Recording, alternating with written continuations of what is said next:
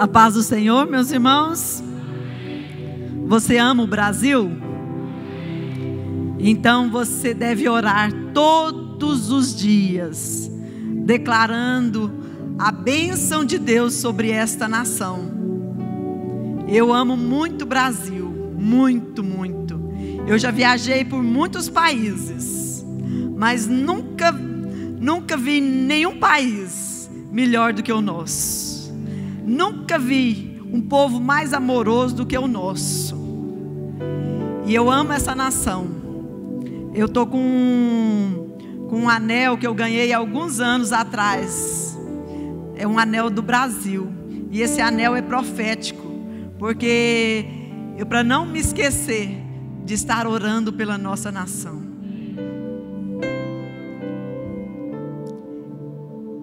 A palavra que eu vou trazer hoje, nessa noite,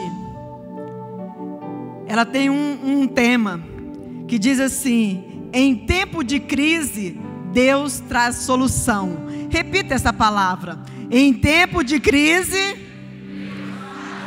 Deus traz solução. Amém? Você crê? Amém? E essa palavra se encontra em 2 Reis, no livro de 2 Reis, capítulo 6, do versículo 24 até o 30. Algum tempo depois, Ben-Hadad, rei da Síria, mobilizou todo o seu exército e cercou Samaria. O cerco durou tanto e causou tamanha fome que uma cabeça de jumento chegou a valer 80 peças de prata, e uma caneca de esterco de pomba 5 peças de prata. Um dia, quando o rei de Israel inspecionava os muros da cidade, uma mulher gritou para ele: socorro, majestade! O rei respondeu: se o senhor não a socorrer, como poderei ajudá-la? Acaso há trigo na eira ou vinho no tanque de prensar uvas? Contudo, ele perguntou: qual é o problema? Ela respondeu: esta mulher me disse: vamos comer o seu filho hoje e amanhã comeremos o meu. Então cozinhamos o meu filho e o comemos. No dia seguinte, eu disse a ela que era a vez de comermos o seu filho, mas ela o havia escondido. Quando o rei ouviu as palavras da mulher, rasgou as suas próprias vestes. Pula lá para o versículo 33. Enquanto ainda lhes falava, o mensageiro chegou. Na mesma hora o rei disse: essa desgraça vem do Senhor, porque devo ainda ter esperança no Senhor. Agora o capítulo 7, versículo 1. Eliseu respondeu-lhes: ouçam a palavra do Senhor. Assim diz o Senhor: amanhã, por volta desta hora, na porta de Samaria, tanto uma medida de farinha como 2 medidas da cevada serão vendidas por uma peça de prata. O versículo 3. Havia 4 leprosos junto à porta da cidade. Eles disseram uns aos outros: por que ficar aqui esperando a morte? Se resolvermos entrar na cidade, morreremos de fome. Mas se ficarmos aqui, também morreremos. Vamos, pois, ao acampamento dos arameus para nos render. Se eles nos pouparem, viveremos. Se nos matarem, morreremos. Ao anoitecer, eles foram ao acampamento dos arameus. Quando chegaram às imediações do acampamento, viram que não havia ninguém ali, pois o Senhor, preste atenção, pois o Senhor tinha feito os arameus ouvirem o ruído de um grande exército com cavalos e carros de guerra, de modo que disseram uns aos outros: ouçam, o rei de Israel contratou os reis dos hititas e dos egípcios para nos atacarem. Então, para salvar suas vidas, fugiram ao anoitecer, abandonando tendas, cavalos e jumentos, deixando o acampamento como estava. Tendo chegado às imediações do acampamento, os leprosos entraram numa das tendas, comeram, beberam, pegaram prata, ouro e roupas e saíram para esconder tudo. Depois voltaram e entraram noutra tenda, pegaram o que quiseram e esconderam isso também. Então disseram uns aos outros: não estamos agindo certo. Esse é um dia de boas notícias e não podemos ficar calados. Em tempos de crise, Deus traz solução. Nós vimos aqui, analisando os livros e a vida dos reis, é muito interessante nós observarmos que quando um rei era temente a Deus, quando um rei se submetia à vontade de Deus, a cidade prosperava, Israel prosperava. Mas quando um rei desonrava a Deus, quando um rei não priorizava a Deus, quando um rei desobedecia a Deus, Deus os entregava nas mãos dos inimigos, para que eles pudessem serem escravizados, para que eles pudessem sofrer nas mãos dos inimigos, porque quando você não está debaixo da cobertura de Deus, você fica à mercê do diabo. Quando você não está debaixo da cobertura de Deus, o inimigo tem acesso à sua vida. O inimigo pode usar dessa artimanha e poder escravizar você. E nós vimos aqui que o rei da Síria, por diversas vezes, ele arquitetou guerra contra Israel. Isso aqui fala há mais de 2.800 anos atrás. Mas quando nós lemos essa passagem da Bíblia, parece que nós estamos vivenciando esses momentos. Eu sei que foi um dos piores momentos de crise de Israel, mas nós vamos entender por que essa crise de Israel, por que Israel vivenciou uma crise tão trágica como essa. A ponto, vocês, pela leitura da palavra, vocês observaram que a Síria, o rei da Síria, cercou Israel. Então, ninguém podia sair, ninguém podia entrar na cidade.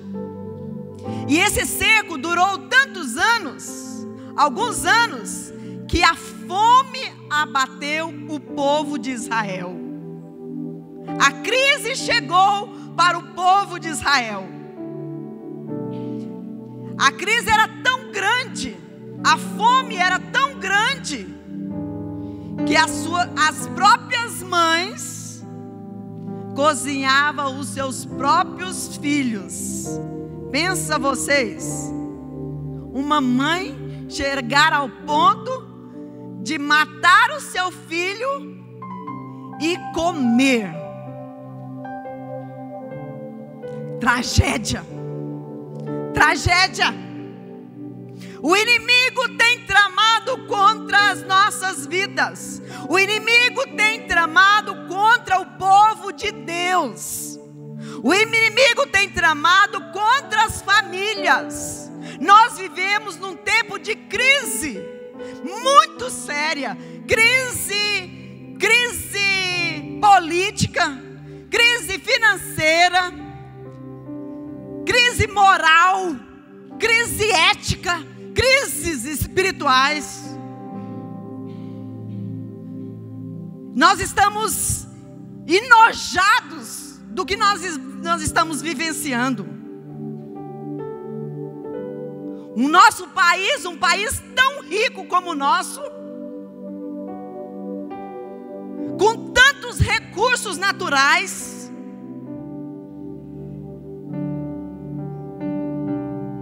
um país rico, um povo empreendedor, um povo lutador, mas estamos sendo roubados, estamos sendo atacados. Nosso povo está numa crise. Estamos vivendo uma corrupção como nunca antes no país. E o que é mais sério? A crise ética moral. A desagregação da família, a desvalorização dos princípios morais, éticos e espirituais, zombam da nossa fé, ridicularizam o nosso Deus, ridicularizam a nossa crença.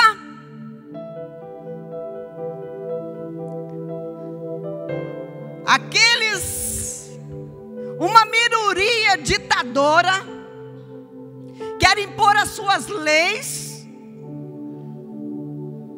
as suas imoralidades, as suas perversões sexuais, querem implantar sobre nossa nação. São leis que estão sendo levantadas para destruir a família tradicional, a família judaica cristã.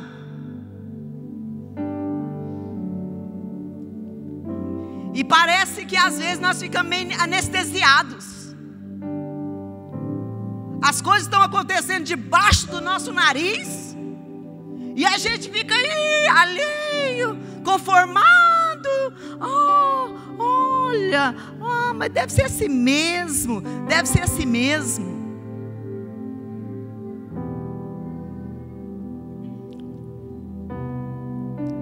Meus irmãos, ou nós tomamos posição de filhos de Deus, de homens e mulheres comprometidos com a palavra de Deus.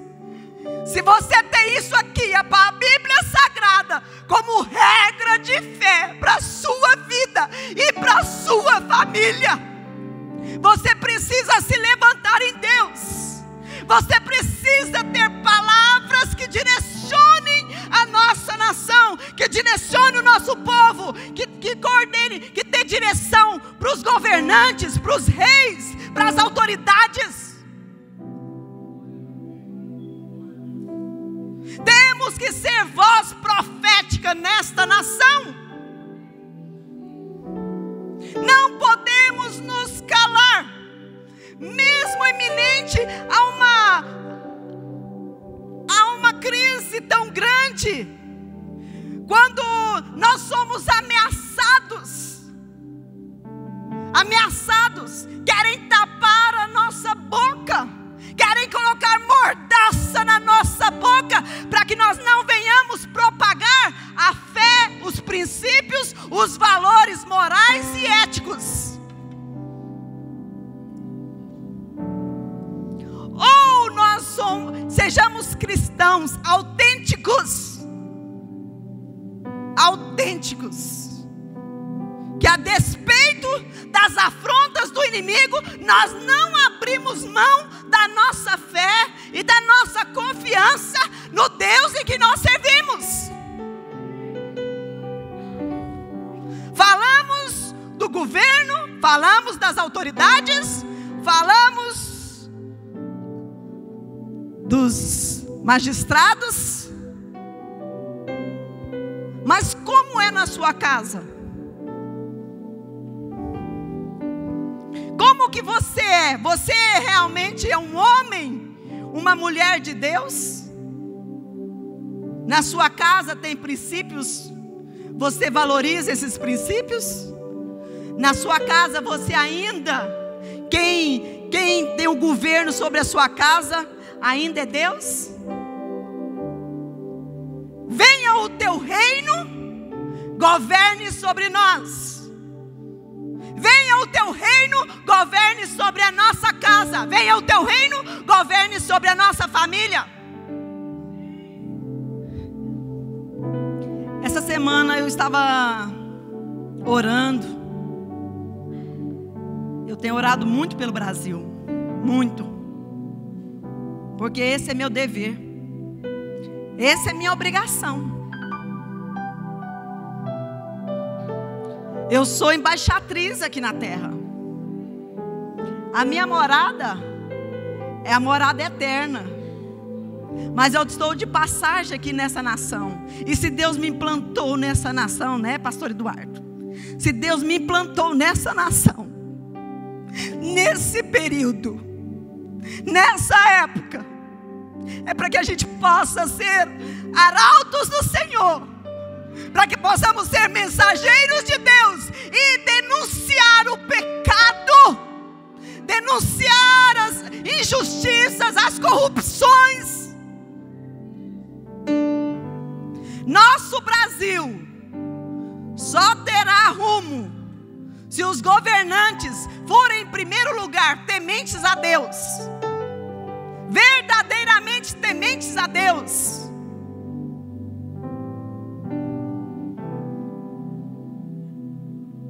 Deus me mandou eu escrever uma carta para o Bolsonaro.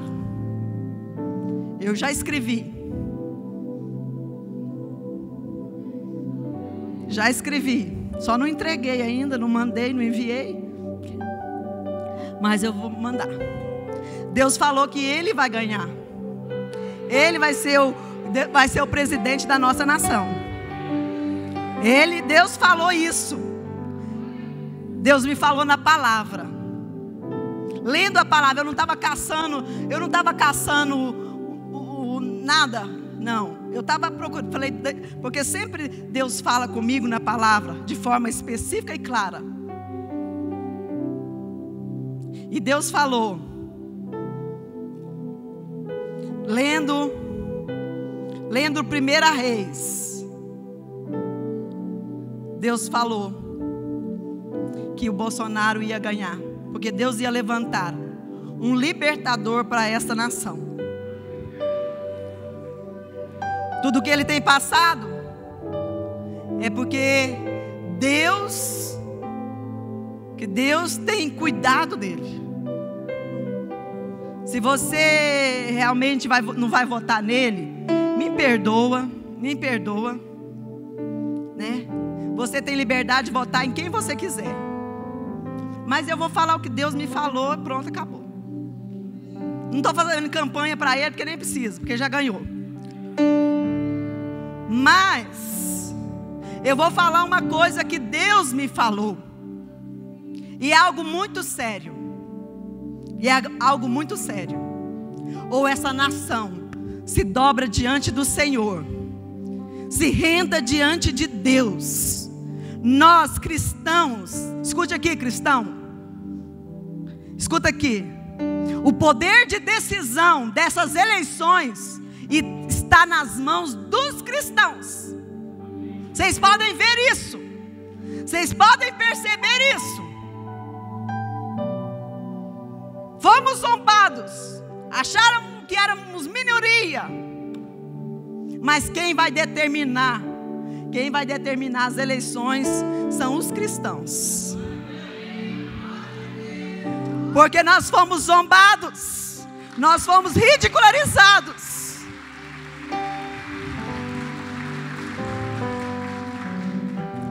A família tradicional está sendo atacada. E olha que não é balinha de pólvora não é espoleta não, gente. Canhões, armas pesadas estão sendo direcionadas para a família tradicional. Sabe o que é isso? Quando eu fui fazer uma pesquisa estudando sobre ideologia de gênero, e eu fui começar a estudar mais sobre o comunismo, eu fui estudar mais sobre o socialismo, e eu fui descobrindo que pessoas e pessoas são levantadas pelo inimigo, por Satanás, para implantar na mente, nas vidas, ações que possam desestruturar. E sabe o que é, em primeiro lugar, uma das ações? A família, a fé, a religião. Porque quando uma família é firme em Deus, não tem nada que muda os seus conceitos, não tem nada que muda os seus pensamentos, ninguém muda, lei nenhuma muda, lei humana muda. Por isso que eles estão atacando constantemente contra a família. Porque, escuta aqui, por que eles estão atacando a família? Porque quanto mais desestruturado for uma família, quanto mais desestruturado for uma nação, isso é o objetivo do socialismo, do comunismo.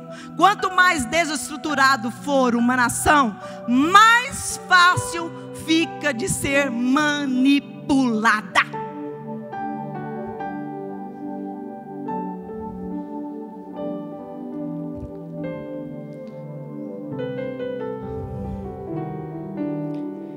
Israel estava sofrendo uma grande crise.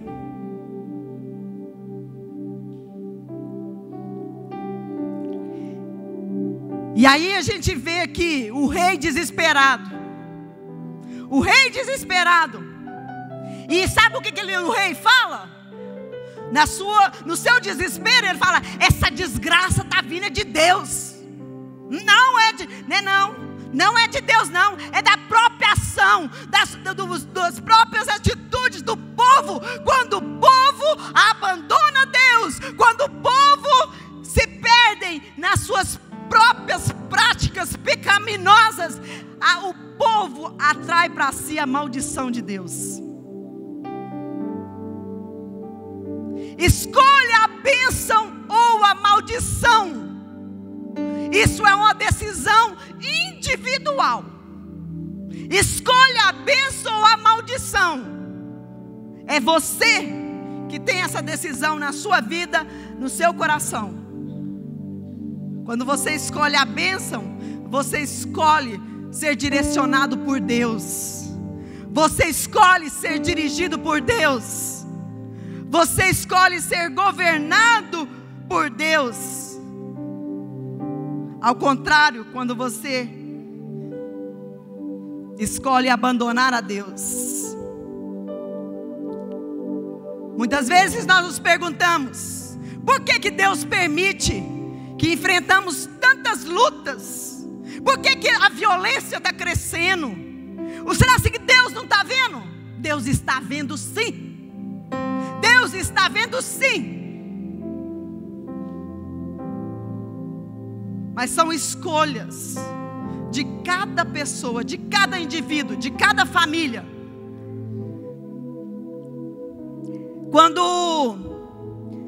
o rei ouviu o que estava acontecendo em Samaria, e ele disse assim: eu vou matar Eliseu. Eliseu era o profeta. Olha só, profeta.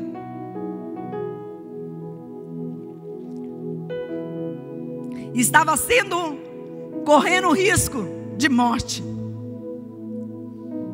Só que Eliseu, um homem de Deus, um homem, se você estudar, para mim, é o profeta que eu mais admiro, é o profeta Eliseu.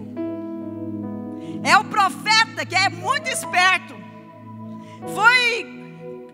foi amigo de Elias, andou com Elias, mas ele foi tão esperto que ele disse assim: olha, eu quero porção dobrada, porque Elias foi muito usado por Deus. E Eliseu disse assim: eu quero porção dobrada daquilo que está sobre a sua vida, que eu quero que tenha porção dobrada sobre a minha vida. E se você estudar a vida de Eliseu, do profeta Eliseu, você vai ver aí muitos milagres, muitas bênçãos acontecendo através desse homem. Ele vendo que a natureza, o sobrenatural de Deus acontecendo, começou quando ele parou em frente ao Rio Jordão. E o Rio Jordão se abriu e ele pôde passar a pés enxutos. Eliseu disse assim, porque a crise era tão grande,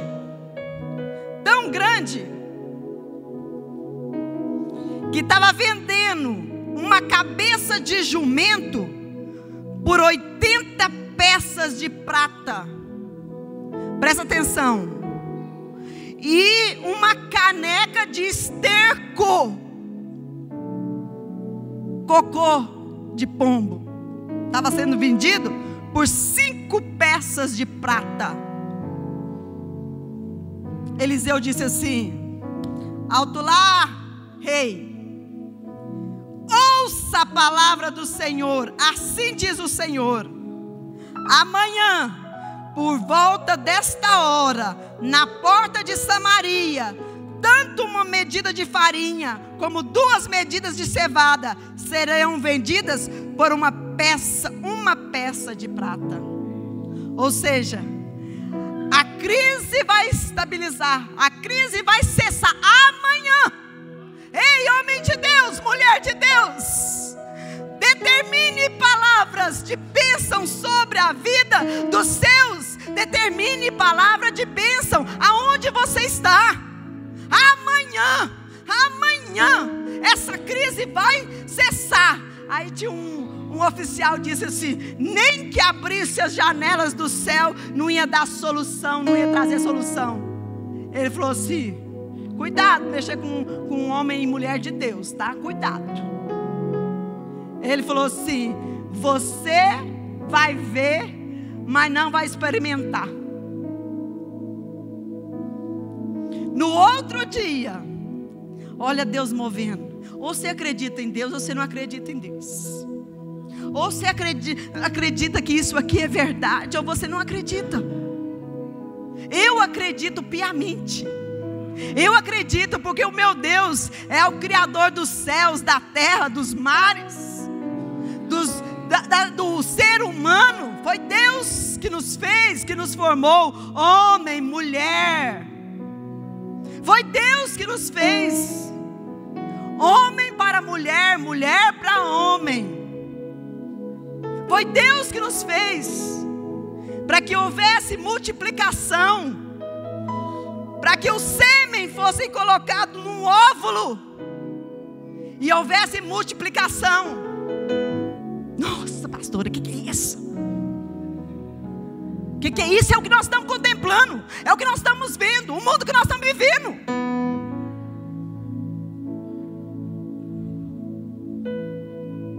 É pessoas que zombam do nosso Deus, são abominações que essa terra tem cometido contra a santidade do nosso Deus. Um povo idólatra, feiticeiro.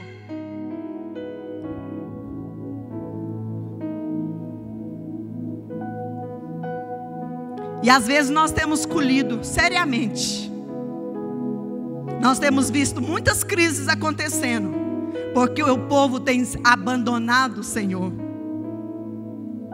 E nós, como cristãos, muitas vezes nos acovardamos atrás dos nossos mundinho egoísta, da nossa vidinha egoísta. Só pensamos em nós. Se tiver bom para mim, o resto que se dane. Eliseu profetizou: E no outro dia, olha só, Deus levanta. Olha como é que... Gente, é só para mostrar assim. Sou eu que faço, eu faço do meu jeito. E ninguém, não tem que questionar. Ou você acredita ou não acredita. De repente, 4 leprosos, que os leprosos tinham que viver fora da cidade. De repente, 4 leprosos de Israel estão lá, coçando a sua lepra. Olharam um para o outro e disseram assim: escuta aqui, se nós ficarmos aqui, nós vamos morrer.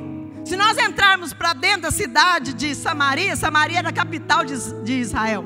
Se nós entrarmos para dentro, nós vamos morrer de fome.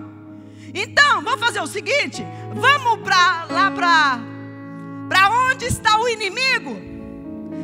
Vamos para o território do inimigo. Vamos lá, aonde está as tendas do inimigo. Porque se nós ficar aqui, nós vamos morrer. Se nós for para lá, é um risco. Mas é melhor nós corrermos o risco do que nós ficarmos prostrados e com as mãos cruzadas.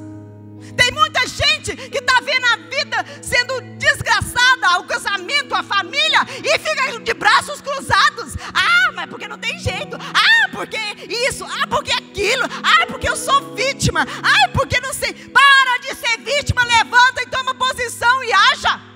Lute pela sua casa, lute pela sua família.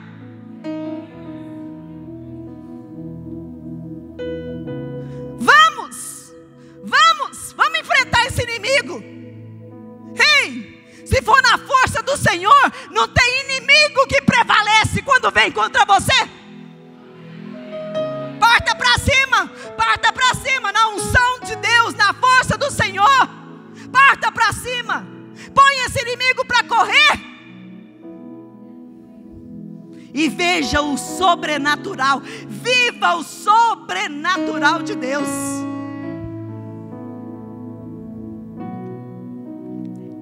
É lindo demais, é lindo demais. Gente, lê Bíblia, vai ler Bíblia, crente. É um negócio de, eu amo a Deus. Mas quantos tempos que você lê Bíblia por dia? Não tem tempo. Então você ama a Deus coisíssima nenhuma. Sua fé é hipócrita, cristão raso. Vai ler Bíblia, vai meditar na palavra de Deus, vai se encher da palavra de Deus. Porque quando vier os rumores de grande crise, você tem esperança, você tem confiança, você tem certeza que Deus está indo com você. Ele está indo com você na sua caminhada e nada vai te deter, inimigo nenhum vai te destruir.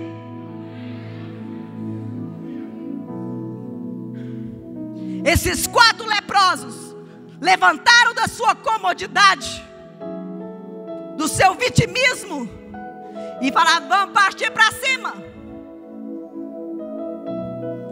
E quando eles partem, anoitecer, porque às vezes à noite é o momento de maior crise emocional, é o momento que vem os momentos de pânico, de medo, de incerteza, de insegurança.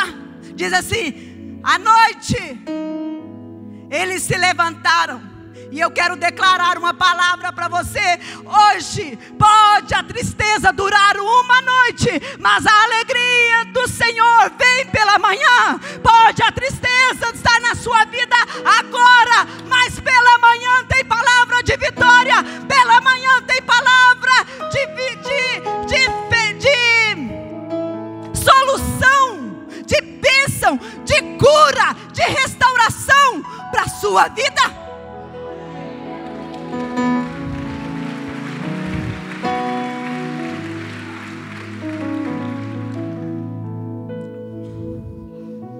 Parta para cima. Haja. Não fica aí alheio, não. Não fica um crente que só olha para o seu umbigo, não. Vamos. E quando eles estavam indo, presta atenção, o que Deus faz? Deus fez com que o inimigo ouvissem um som de um grande exército. Ei, um grande exército.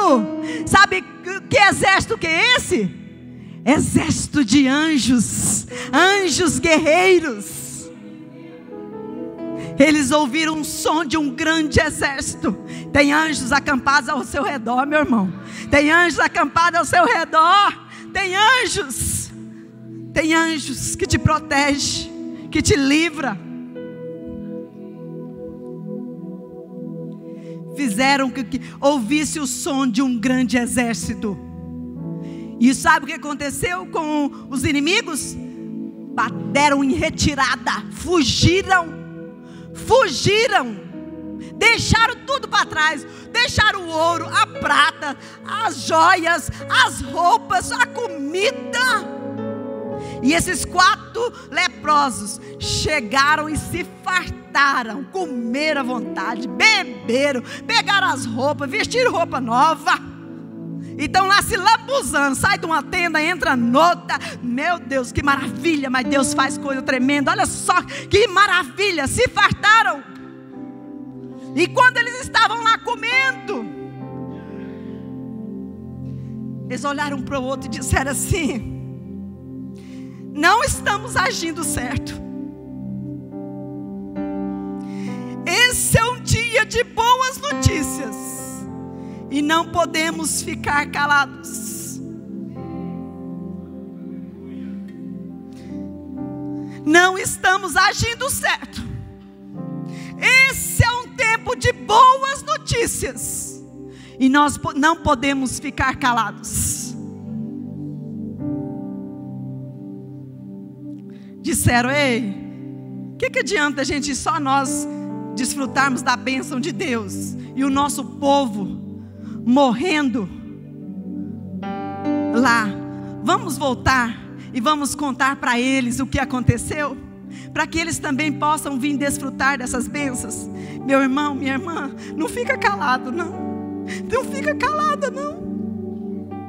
Nesse tempo de crise, não pode ficar calado. Determina a bênção, determina a vitória, toma posse daquilo que Deus já determinou para a sua vida, para a sua família. Toma posse, Deus já deu, toma posse. E compartilha com outros. Dá um cutucão assim no seu irmão aí. Fala assim: se você ficar calada, você não está agindo certo. Precisamos compartilhar das boas notícias. Precisamos que homens e mulheres de Deus se levantem na unção e na força do Senhor, para trazer solução para a nossa terra, para trazer solução para a nossa nação. Não podemos ficar assistindo de braço cruzado a nossa nação à bancarrota, a nossa nação se acabando, e nós não fazemos nada. Precisamos agir. Em primeiro lugar, orar.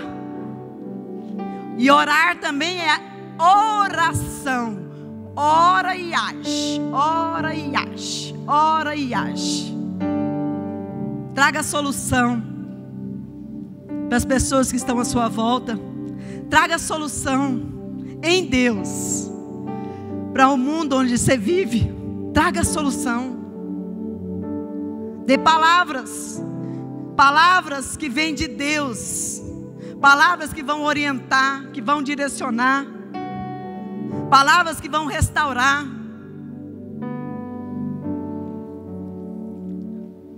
Alguns dias atrás, num domingo aqui, nós saímos do culto e nós fomos visitar a Neide Justo. A Neide hoje está morando, eles moram a família toda, Manduquésio, e eles moram em Anicuns. E nós fomos no hospital visitá-la. E chegando ali, eu, a doutora Abigail e o Salmo, Aí nós entramos, eu e a Abigail entramos na UTI. Já era noite. E quando nós chegamos, tinha uma sobrinha da Neide, Najma. Ela é médica.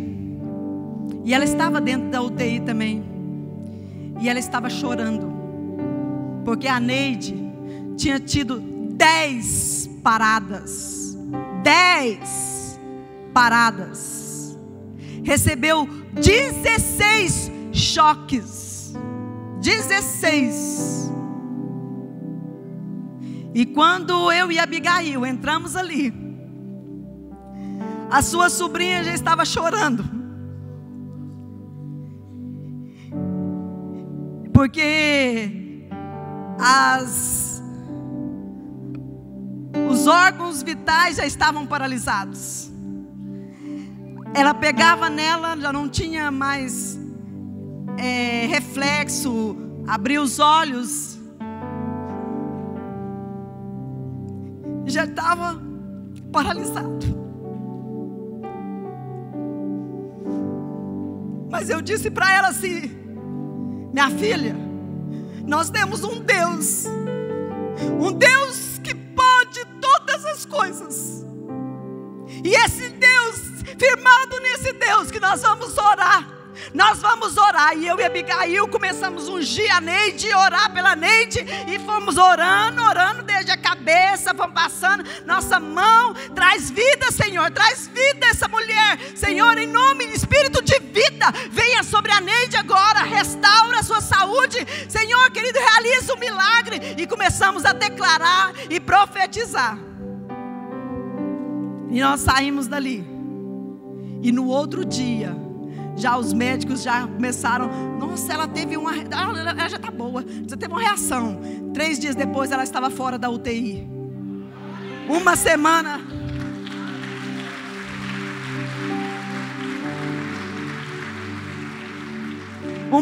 depois nós fomos lá visitá-la. Ela já não estava na UTI, ela já estava no quarto. E ela disse: Cássia, os médicos disseram que eu sou um milagre.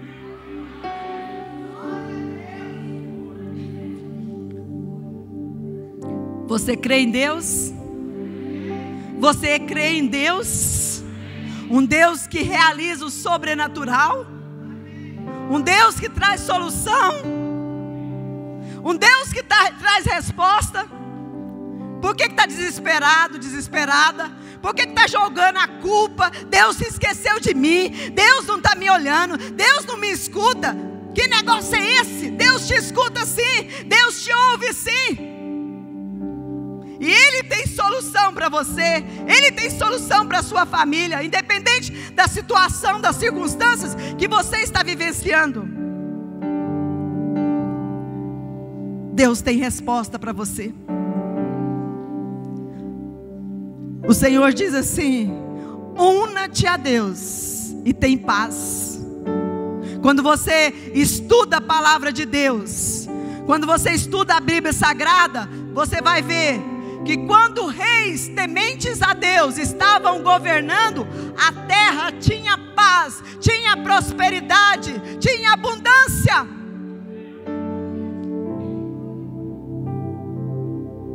O governo tem que ser de Deus. O governo tem que ser de Deus para nossa nação. Gente, essa nação, a terra, essa terra maravilhosa, vai ser celeiro para o mundo inteiro. Essa nação, o Brasil, vai ser celeiros de missionário para o mundo inteiro.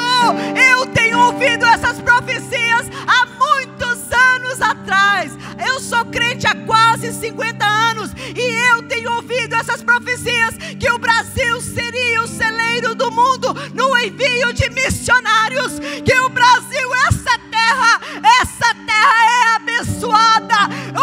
Esse povo é abençoado. Esse povo, nós vamos ver a mudança que vai acontecer no nosso país quando nós nos unirmos, quando nós orarmos, quando as denominações derrubarem as suas placas, ou quando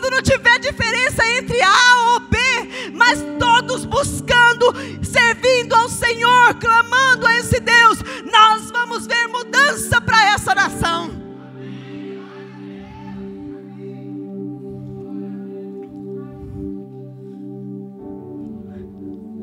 Mas a mudança começa na sua vida. A verdadeira mudança começa quando você realmente tem o Senhor como prioridade da sua vida. Quando você realmente entende o governo de Cristo. A verdadeira oração do Pai Nosso: venha a nós o teu reino. Venha a nós o teu reino. Venha a nós o teu reino. Seja feita a tua vontade. Venha a nós o teu reino. Clama por esse reino. Clama por esse reino. Clama pelo reino de Deus, para destruir principados, potestades, dominadores, demônios, para Deus destruir todos esses principados da nossa nação. Venha o teu reino, Senhor. Venha o teu reino. Governa sobre nós. Governa sobre esta nação. Governa sobre este povo. Que esse povo se volte temente ao Senhor. Que esse povo se dobre diante do Senhor. Que esse povo possa clamar por essa nação. E nós vamos ver acontecendo o que aconteceu na Coreia do Sul. Glória a Deus. Glória a Deus. Uma potência, mas que era uma tragédia. Uma nação pobre, sofrida. Mas sabe o que eles fizeram? Foram para a madrugada orar. O povo foi buscar Deus. Orar, orar, orar, orar. Hoje é uma potência. Vocês veem a diferença? Coreia do Sul, Coreia do Norte. Né, gente? Das maiores igrejas cristãs do mundo. Vocês acham que isso não é possível no Brasil? É possível sim. É possível sim. Esse povo rendido aos pés do Senhor. Essa nação rendida aos pés do Senhor. Por que Estados Unidos é uma potência, gente? Porque são cristãos.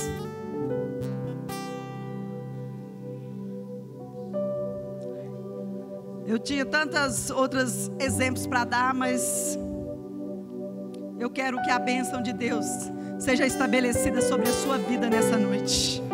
Eu quero que a bênção do Senhor seja estabelecida sobre a sua família. Eu quero que a bênção do Senhor, aqui, daqui, deste lugar, desta igreja, desse povo, vai sair aqueles que vão governar o mundo. Seus filhos ocuparão os melhores lugares dessa nação. E não vão se corromper. Quando chegar lá, vão continuar temente ao Senhor, servindo ao Senhor. Eliseu, um homem cheio do Espírito Santo de Deus. Um homem cheio da unção de Deus. Um homem que desejou a unção de Deus. Um homem que desejou o poder de Deus. Um homem que serviu a Deus na sua geração. Um homem que abençoou a sua nação. Eliseu, Eliseu, Eliseu. Onde estão os Eliseus dessa nação brasileira?